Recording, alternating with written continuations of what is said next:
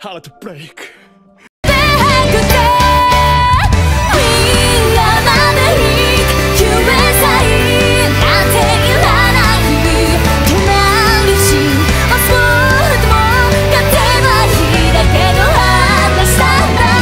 You know when you just like watch an anime and you don't, and it's like got so many flaws that you just see, but it's not necessarily bad, so you don't kind of know how to rate it. That's how I feel this week about Akame got killed.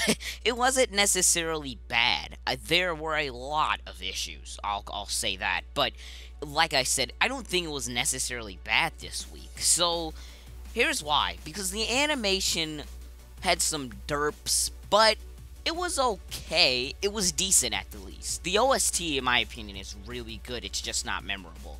And I think that's the main problem. I think Akame, at presentation-wise, is not memorable. It's not as if the art direction is bad. It's not as if it looks too generic. Well, actually, that may be the problem. It may just look too generic. It's like, how should I say this? It kind of reminds me of Hitsugi no Chaika. How Chaika just was a generic show. It was good. It was just a generic show. Akame got killed.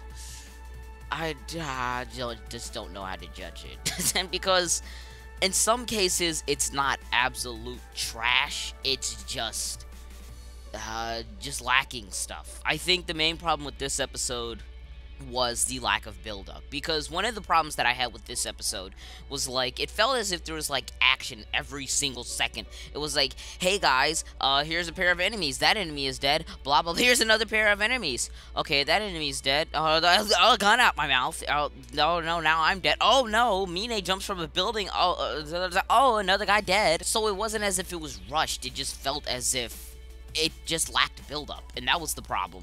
I know that there were some people saying that they thought that it was rushed. It's not rushed. I would be able to tell if it was rushed, because then you would be saying that it was just lacking stuff, like it was lacking explanations and stuff. It wasn't that it was lacking explanations, it's just that it's lacking build-up. It's like they just go from one scene to the other, which is my main problem with Akame ga Kill. It's not as if it's pacing, it's like the dialogue that I brought up last episode. The dialogue goes so fast because there's a lack of build-up towards everything. That's one of the issues with it. Now the mood changes. The first half handled the mood changes really well. I didn't really have a problem with them.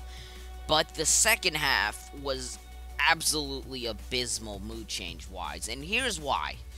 So, they're all poisoned, right? Let me just say that poison animation, by the way, that was kind of a low budget, to say the least.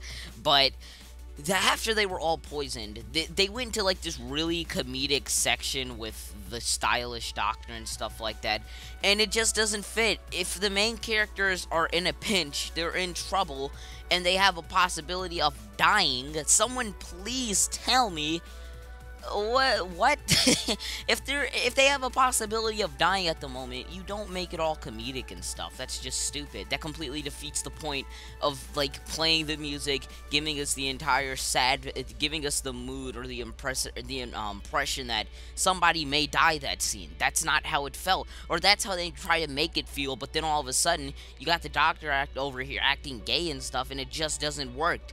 And his assistants didn't work either. They're just so quirky, which is another complaint I have. This isn't a rant. It's just that the episode overall was okay. I think it did have some problems, like I said, and I'm just stating the problems. The good things about it, though, the animation was okay. I did like the gore, but guys, it's gore. I think everybody likes the gore. The gore always looks good. I like gore, but yeah. Mahoka also had gore.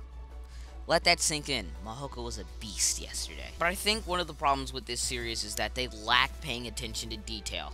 I did not notice this until after I was done watching it. Speaking of which, I think Crunchyroll was having issues. Maybe it was just my computer, but I have like pretty much a computer that will last me the next 10 to 15 years. So I was on Crunchyroll trying to watch this, and I don't know, but the episode like was lagging in a sense. I don't know why that was. It even lagged in like 480p because I was thinking maybe it was a performance issue, but it wasn't. I think it was just Crunchyroll. It stopped after a while. I don't know what the entire problem with that was, but if that's done now, congratulations. But it was like, it took me like almost 45 minutes to watch the episode.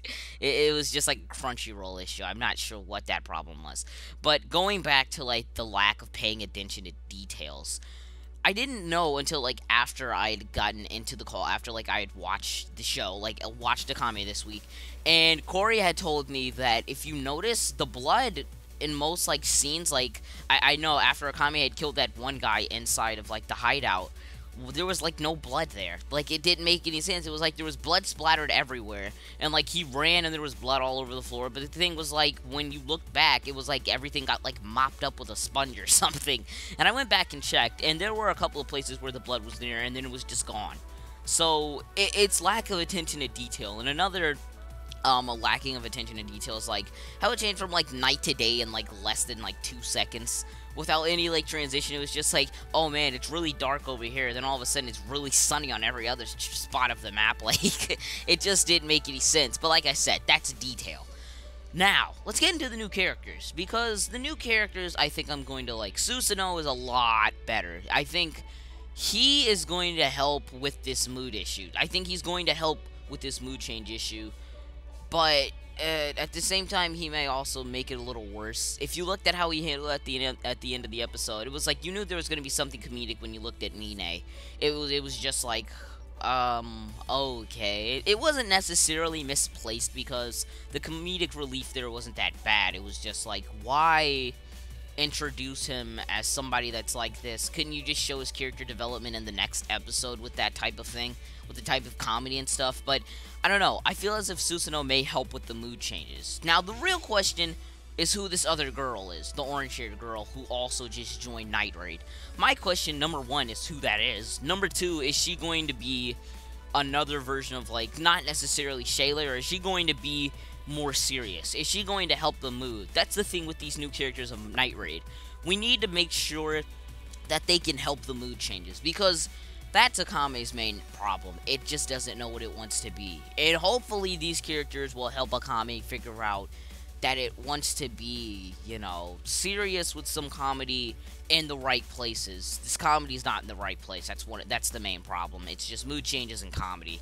It's just misplaced comedy, not necessarily that it's bad. I mean, the comedy's not that funny, but it's not necessarily bad. It's just not in the right places for comedic relief. But anyways, that's all.